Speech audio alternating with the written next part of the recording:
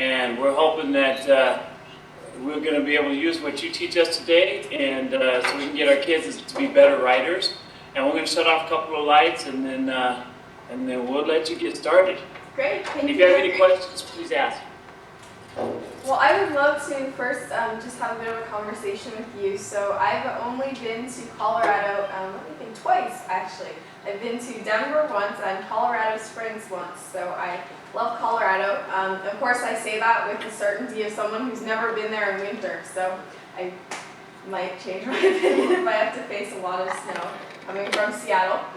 I would just love to hear about what some of your existing strategies, challenges, successes have been. First, I'm going to introduce myself. My name is Adora Svitov. I'm 14 years old. I'm a student as well as a teacher and a writer. My first book is called Flying Fingers, Master the Tools of Learning Through the Joy of Writing. And I wrote this when I was 7 to really give my peers an overview of writing and how it wasn't scary at all. My second book, Dancing Fingers, took that same approach to poetry. I co-authored it with my older sister, Adriana. And again, because a lot of kids have this sort of attitude towards poetry that is, oh, it's this scary old thing that people, the writers who are dead now just did a long time ago. And I like to say that's really not true. Not all poetry has to rhyme. Poetry is something that is still very modern and that you can keep on updating, so that was really my goal with Dancing Fingers. So, as you can tell, I love to write. I also love to work with students on writing and create writing together, and I'll be talking about a few of the things that I like to use, as well as what I love to see as a student of writing in my own experience. So, what have you been working on with students already? Are there any things in particular that are new this year that you're doing in your language arts classrooms? Well, I'm going to let the language arts personnel talk. We have 2 right now that are with us. We try to implement what's called the right tools, which is just I don't know if you're familiar with it, but just kind of an offshoot of 6 traits. And trying to simplify the writing process as far as planning, getting the thoughts on paper concisely. But in the classrooms, then what we try to do is implement it our district as a whole. And that's where we have fallen short. And we think that if we can get our students using the same kind of system from kindergarten all the way through their senior year, that we will help them to become better writers, to meet things like state assessments and making sure that they're showing achievement. So, but I'm going to let Ms. Lynn, our 6th grade language arts teacher, talk about some specific things like the planning and things like that she's doing. Okay, we do what I call an informal outline. We have taken what they've done in the elementary from P-chart notes to putting into informal outline.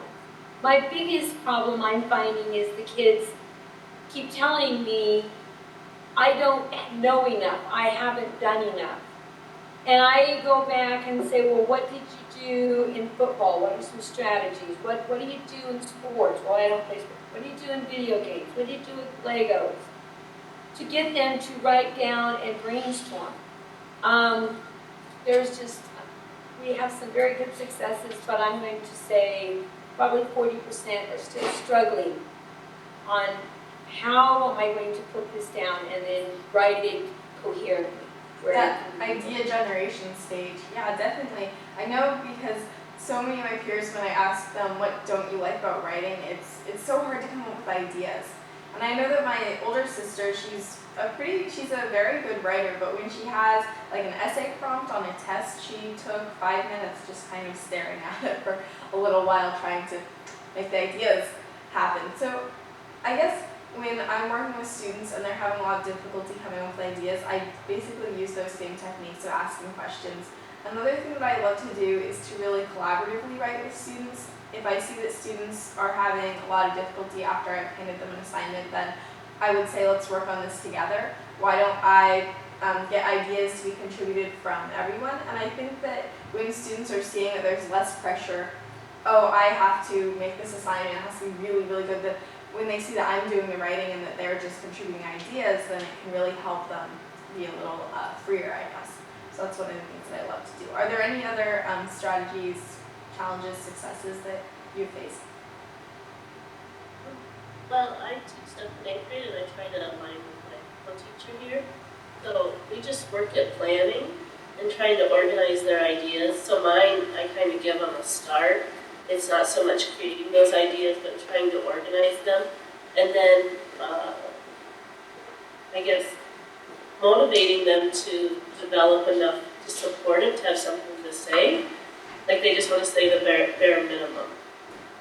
That's- Yeah, like how many sentences does this have to be? Definitely, I know students love to ask that sort of question. I think that's a problem too, because when students are asking how many sentences this need to be, how does this need to be a complete paragraph, then that definitely shows that they're not as invested in the topic as they really should be. One of the things that I like to do is asking students where they've used, so for instance, if I've been teaching persuasive writing, I would ask them where they use persuasive writing in real life and how they might craft a persuasive argument in real life. So if they wanted their parents to buy them a new video game or something, how would you use a persuasive argument to get your parents to buy them a new video game? You can't just say, hey mom and dad, buy me this video game. Would that work? Probably not. So what would you do? Kind of leading students through the process of a real world persuasive argument almost. That's something that I've done that has seemed to work well. I'm sure you've probably used various techniques as well. How do you justify and say, like for instance, if a student, I'm not sure if students have ever asked outright, why are we doing this, or sort of grumbled about something, but how do you emphasize to students how important something is? And anything, or just writing specifically? Anything in writing. Well, I keep trying to tell mine that you're going to have to communicate with people one way or another. Writing, and there are going to be times that you can't have that conversation one-on-one. You're going to have to write it because there's just so much time strain on you as an adult. They still have not been able to figure that from a sixth grader to an adult world, which I understand that part. But they still are, you've got your great writers, and then it's the students that every day are bulking to be able to get them to understand that writing is so important for your own thoughts. Let's try to journal. I even try to get them to journal, and that is like pulling teeth in some areas. So, yeah, what would be, I try to pick topics that they were interested in or things that they have had to deal with, and I still see that my strugglers, I can't get them engaged. One of the things that I use is that when I talk about writing, I definitely have the notes of this is a lifelong thing. This is something you're going to use in college or after you graduate high school. You use writing everywhere, whatever job you want to do, asking students, what do you want to be when you grow up? And basically that needs writing, and that needs writing, and that needs writing. But for the students for whom the long-term approach isn't quite working, then the short term of here's where you see this kind of writing being used in the real world, and here's how you can use this kind of writing today is what I do a lot. So for instance, with descriptive writing, I might give the example of how many of you have ever told a story to a friend, and everyone raises their hand, they've all done that.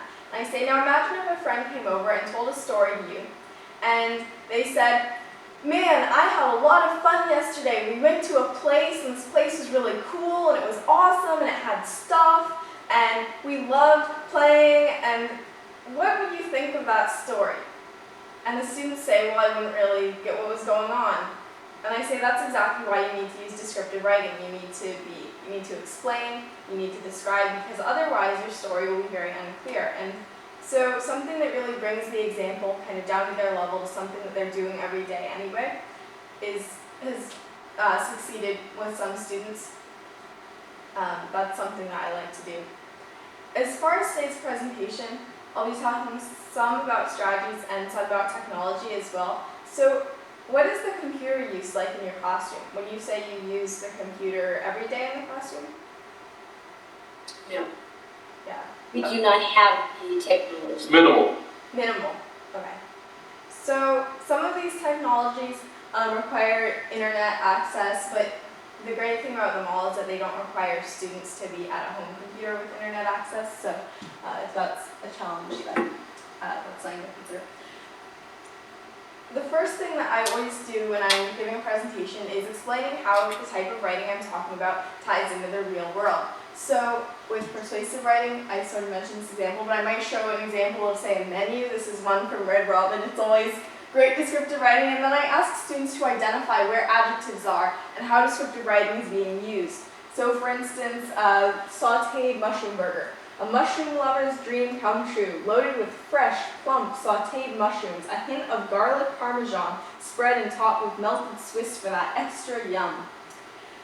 And then students will see how there's fresh, plump, sauteed, hint, all these words kind of evoke meaning and can really get your mouth watering. And this is a great example of how descriptive writing can be used in a very short little sentence, but to convey so much emotion around a food, I guess. And so students really see, wow, descriptive writing isn't just something I find in stories, isn't just something my teacher is assigning me to do. This is everywhere. It's in menus. Whenever I'm trying to argue with my parents and tell them to let me stay up later.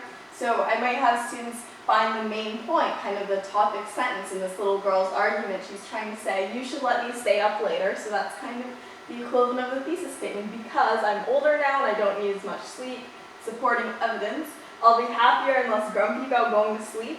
And I'm just going to stay up reading if you make me go to bed now anyway. And all my friends' parents let them go to bed way later than me.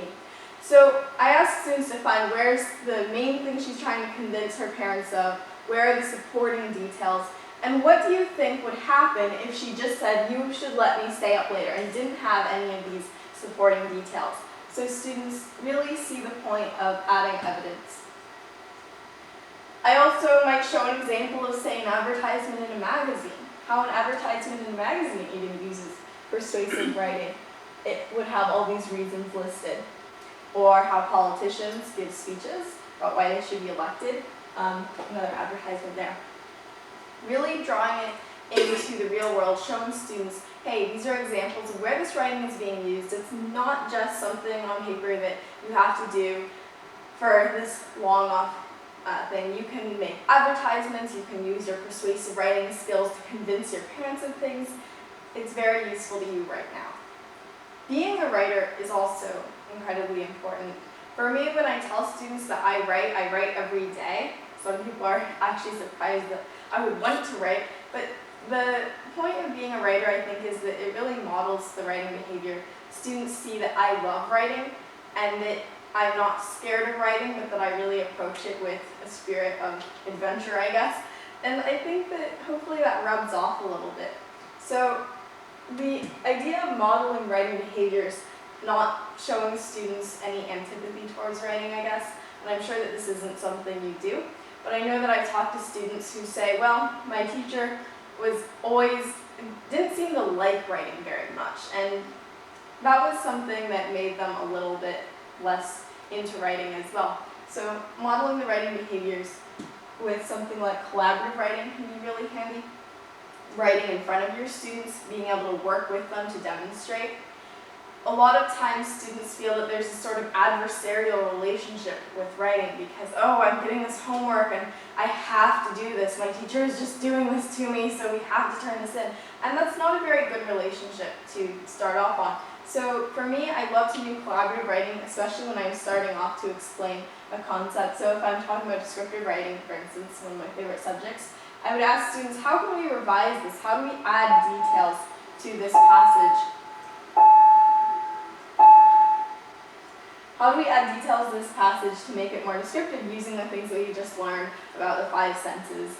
And so, as an example, let's pretend for a moment that you're all young students and I'm just getting started with revising this passage. The treehouse is new, it is made of wood, it adds windows and a door. So I'm going to open up a Word document and take suggestions as far as how to make it more descriptive.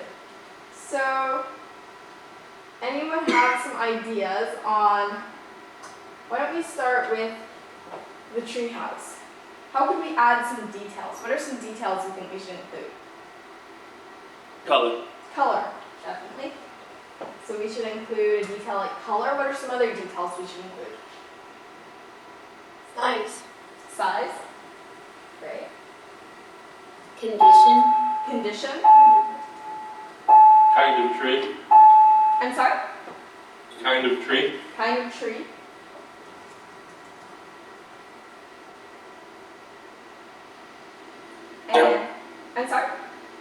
Their personal feeling towards it. Feeling towards it. Great. How high up the tree it is? Oh, how high up it is. Okay. And one or two more things. Anything else we should probably add about this tree? Who built it? Who built it? Not the tree house. Yeah. Where it's located? Where it's located. Okay, so if this is kind of our starter list of details that we should get, then we can start working through revising this passage using all, making sure to hit all these different points. So firstly, color. What color should this treehouse be? Purple. Purple. The purple treehouse. And why don't we size? How big is this treehouse? Gargantuan. The gargantuan purple treehouse.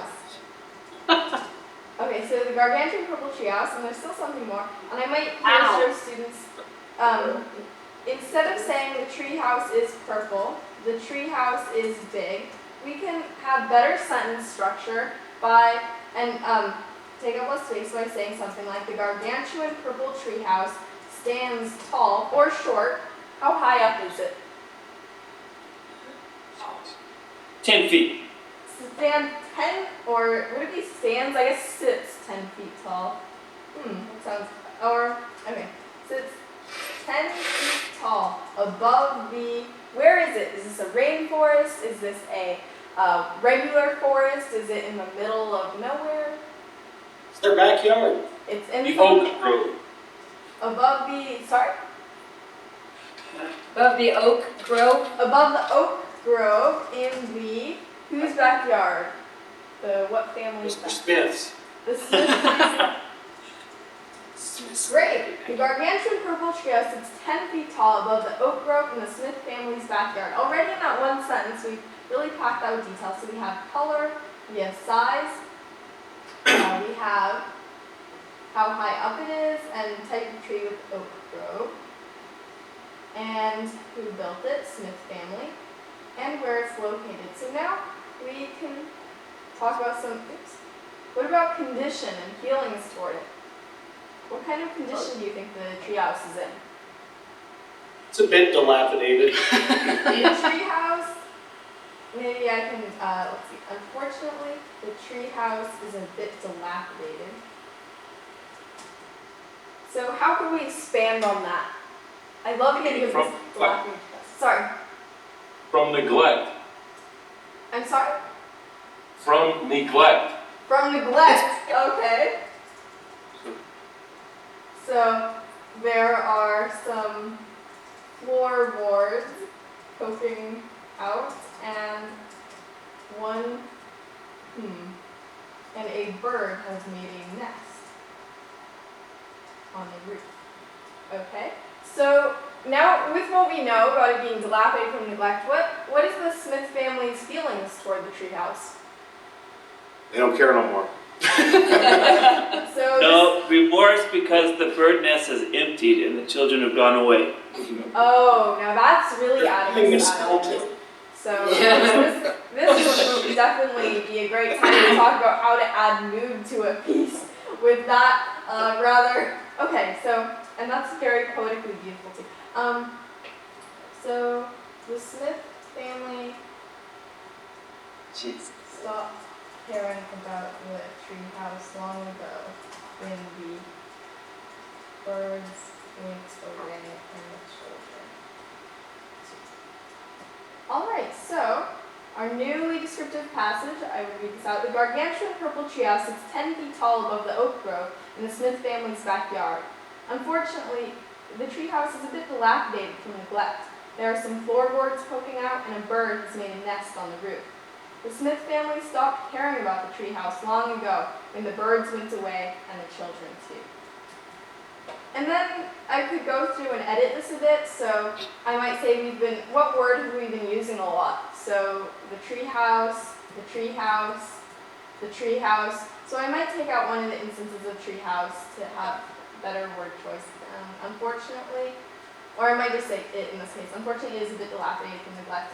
And then having students find any words that they didn't know, new words, things like maybe gargantuan, dilapidated, great words, and using that to review. So in this short activity, only took a couple of minutes, that really gets student feedback, and it's really constructed by students, so students can have this pride in the final product that they've helped create. But at the same time, it relieves a lot of that stress that happens when students are handed the assignment and each person has to come up with a descriptive passage.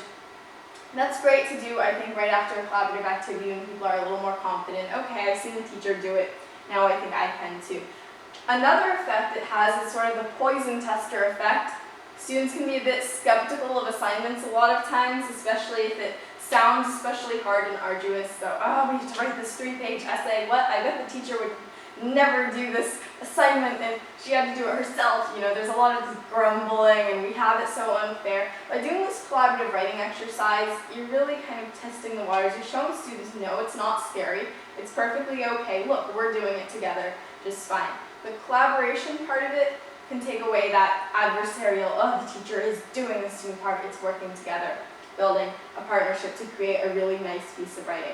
So that's something that I love to do, really for most kinds of writing, whether it's 6 traits, just talking about the 6 traits, I might have a passage that doesn't have very good word choice and having students identify how we can make it better. The same thing with sentence structure, that always works really well. For descriptive writing, this passage, I could also use it for how to add details with ideas and content. So there's a lot of ways that collaborative writing can be used really well to demonstrate to students, here's how we work through this, and really get them involved, that's all.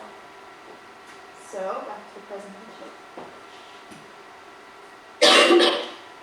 One of the things I also love from my own writing experience, when I was first starting writing, I was very young when I started writing, about 4 years old. I would write longhand, and I just loved writing from the moment that I got into it.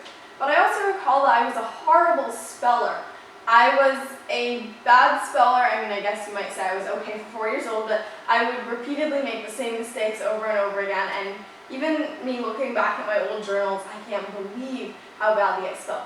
But the great thing was that with the first story I wrote, all complete with its horrible spelling errors and its really a boring lack of conflict and everything, my parents didn't say all that much. They pointed out a couple things here and there, but it was after they'd said, good job, well done, I really liked how you did all this character and the story and everything. And I think that helped me as a writer, the fact that they didn't jump immediately to the rules and here's what you spelled wrong, fix this, fix this, fix this, fix this, fix this, and nice job, which would have been pretty discouraging to me. Gradually, they started reminding me a little more often about when I was misspelling the same things, but because they let me have that freedom early on and really focused on the content versus the form a bit more, I think that helped me. Another thing was that when I was having difficulty coming up with ideas, or when our class was getting a little bit, I guess, not very lighthearted, then we would do a lot of unstructured writing. It would just be free writing. We'd get a piece of paper, and it would turn into sort of a game where it would be fill up this page as quickly as you can, and whoever fills up the page first wins. And there might even be a small prize involved, like a cookie, which was quite nice. There were other times where we would do a free write where it would be, okay, you have to write for it non-stop for 2 minutes, and whoever takes their pencil off the paper first, or nobody can take their pencil off the paper at all until you've finished, and that's always fun. And it produces some really hilarious writing as well. This kind of unstructured writing balanced with the structure, I think, helped me gain that fluidity as a writer, that I could just come up with things right then when I needed to. The great thing was that because it was sort of like a game, a competition, that there wasn't that high stakes, oh, I'm going to get an F on this, much like an assignment or a test would have. So when it wasn't really graded, it was unstructured, that definitely helped me become a bit freer as a writer. Now, I'm also a huge fan of outlines and structured writing because as a student of writing, I've written many a formal outline as well with like the Roman numerals and everything too, so I know how important that is for organization. So I think just having a bit of a balance can help students see writing isn't necessarily all about outlines. It can also be a little freer. That might help a bit with like journaling, which I know you've been doing with some students. Providing purpose I mentioned this a bit earlier as far as motivating students to write long-term versus short-term. It's another thing that might be helpful, and this is sort of more of a tie-in with reading, but to provide a purpose for students to have a project, a blog post, a creative project. To teach, I first think about what's interesting to me as a learner, what makes learning special for me. And one of the biggest things is that I like being able to use what I learn. Oftentimes, if it's a subject that I don't feel particularly attracted to, I probably won't read a 10, 20 pages about it without asking first, why am I doing it? Facts seem more relevant to me when I can incorporate them into a creative project.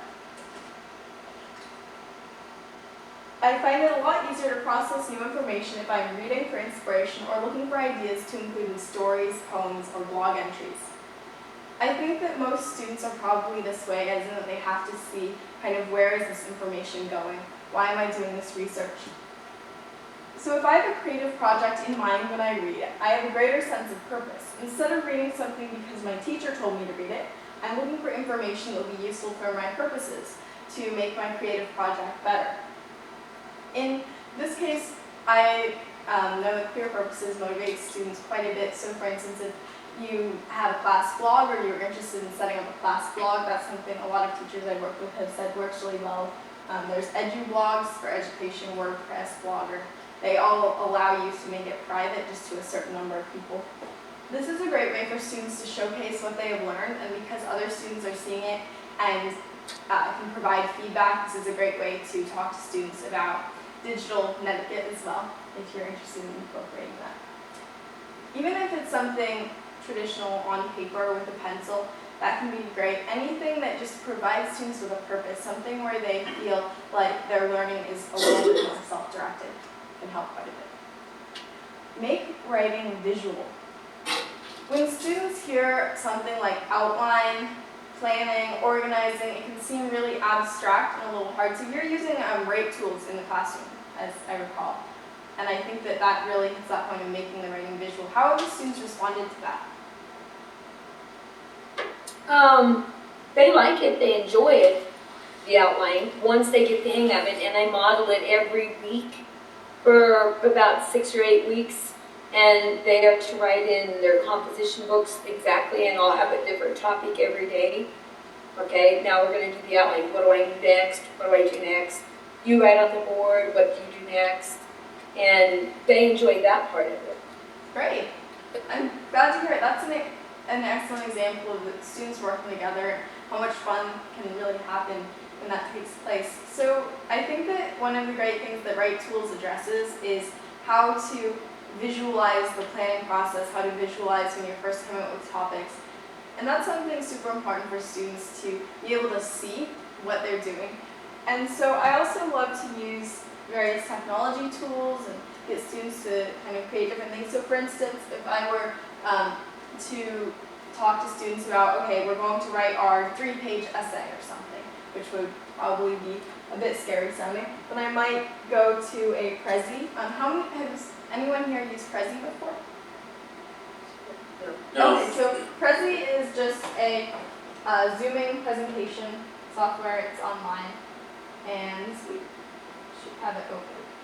Here we go. So, and it's free, without the annoying banner ads as well, which is nice. So I would have something like a class paper, and I could call this the writing process together. And it is not loading very well on phone, so I'll try it on Safari. Sorry, Mac, it's always seems to give me a bit of trouble.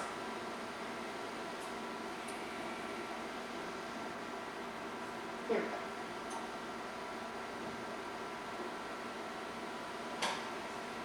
So what I would do here is, and the computer seems to have crashed. It's always lovely that whenever I'm being a huge advocate for technology, things seem to go awry. Oh, here we go.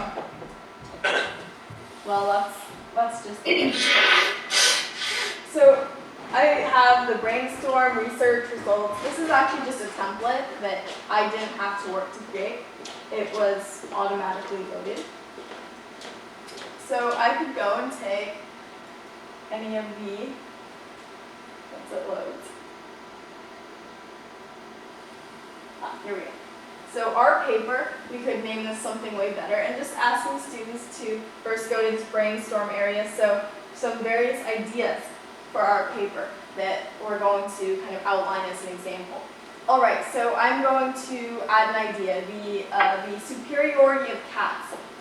And I want all the students to come up with examples, so.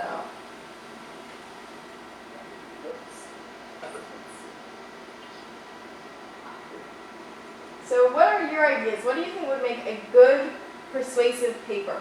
My idea is the superiority of cats.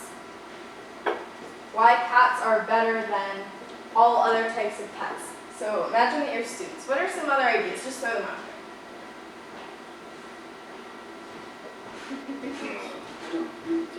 there. Agility. Mhm. Video games, something. Video games. Okay, so why?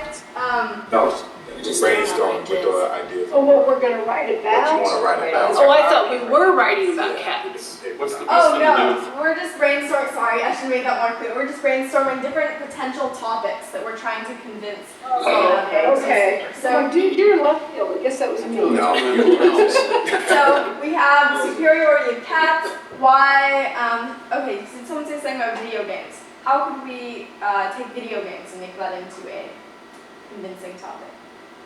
Maybe why students should be allowed to play video games in school? I'm not really sure if there's a whole lot of. Yeah. Yeah. Get me all over that. Why students should be allowed Teaches them a to lot. play video games in school? Great. What else? What else do you think would get students fired up? Why the NCAA should abandon the BCS system. Okay, Yeah, why? I'm not gonna wanna write about that. That's sports and that's kids. Really?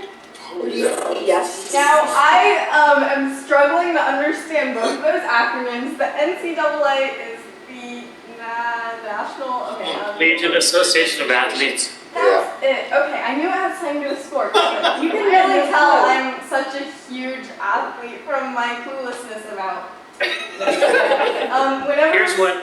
Oh, I'm sorry. Here's one out there. Why schools should get rid of the PDA policy, public display of affection policy, Oh, I Ooh, love that's that. high school. Love that. because it grosses out. Yeah, now I bet students would love that. You're in middle school, right? So yeah, it's Yes, we are. it's that age, I suppose. Now some of my high school friends, because I actually skipped a grade, so I'm in 10th grade. Usually I'd be in 9th grade, but they are whenever anybody's showing PDA like in the hallways and stuff, they'll say, "Oh, that's so junior high. That's so middle school," and I just laugh because you think it would be the other way around. Okay, so we have these 4 different topics. We have the superiority of cats. We have why students should be allowed to play video games in school. Why the NCAA should abolish the BCS system. Why schools should get rid of the PDA policy. So we have all these great topics, and now I might have the students vote on one. So raise your hands if you think we should write about why schools should get rid of the PDA policy. Okay. Why? That was a lot of raised hands there. That pretty much gives it. That was a landslide. Okay, so we would highlight this is the one that we're going to use. So we can make this big.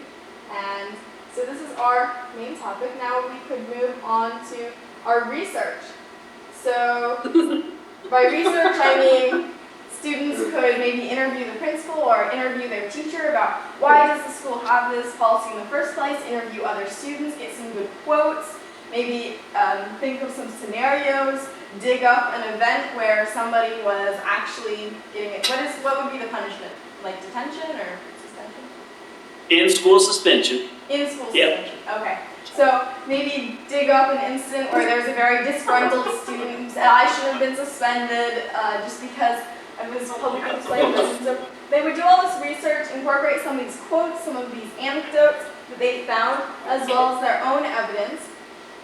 So I could maybe go to this part, research. And so what would be some of the evidence in favor of changing the policy? Say that again. So to change the school policy, what would be some evidence in favor of that? It creates a feeling of love. Okay, we want our school to have a feeling of love, an environment of love. It's open. Free spirits. Yeah. Yeah, right. Less fighting in school because people will be more loving. You're respecting their rights. Yeah. Yeah. Definitely. Okay, so I'm not sure how easy that is to see. I probably make it a bit bigger, but this is sounding a lot like Woodstock actually, but okay, so there we have like one thing. So this is definitely great for adding details and saying, again, to students, that real world approach. If they're wondering, oh, why are we adding all this? Well, you can't make a very good argument if you just leave it at one sentence, like, we should change the PDA policy. You really have to back up your argument with facts, with research, with evidence that you come up with. Okay, so what's another thing? Maybe, They could research other schools' handbooks. They could look at other schools' handbooks and see what other schools do. Great, that's an School excellent idea. Okay, so maybe, and so then students could say many other schools, such as, and insert names of schools without PDA policies, do not have. But there be less fully. There be less. And then they could also maybe interview if the school's nearby. This is getting a little bit more complicated, but if they found one of these handbooks and the school didn't have PDA policy, then they could send an email or something to the teacher and ask kind of what their reasoning is. So another thing, maybe they could say the suspension, this in-school suspension, this is too severe of a punishment or something. They could, what are some other ways that they could dig up some evidence that would be compelling? Internet search. Internet search, great. So, Ooh, other countries. oh, that is a good idea. Yeah. So how do other countries treat this? Now, of course, they might be disappointed with that one because I'm sure there are some other countries that have way more severe policies as well. There are some other countries that are not as severe. And more exposures, yes, definitely. So finding, oops, that's so finding international perspectives. Great. So we could, and then students could maybe have. So if they interviewed the principal or they interviewed a teacher about why the PDA policy was in place and they got some reasons, then they could also have this dedicated to a kind of rebuttal of the reasons, saying, okay, the PDA policy is in place because